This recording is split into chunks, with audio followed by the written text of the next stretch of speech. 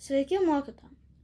Aš noriu jums paskaityti 137-137a pamokos tekstą Zylutės.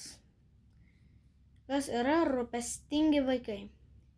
Tai, už lango pūtė žvarbus žiemos vėjas.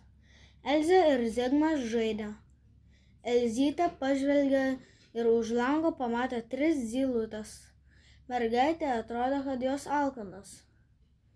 Žemę dengė sniegas, zylutėms sunku susirasti maisto. Senelis ir Zigmas padarė lesyklą.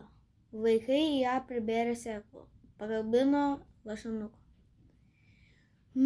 Ir dabar į klausimus atsakysiu. Tai kada vyksta veiksmas? Tai žiemą.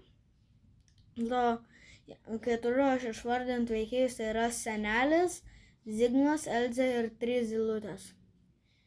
Po to, kodėl zylutės alkanos? Dėl to, nes būna sunku rasti maistą žiemą.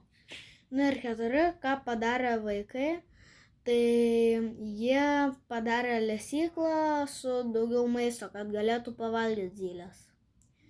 O 5, kad nesuklysdami perskaitykite žodžius, tai vaza veža, brazda krebžda, vežimas zyzimas. Ir šilti linkėjimai jums iš Filipinų. Iki.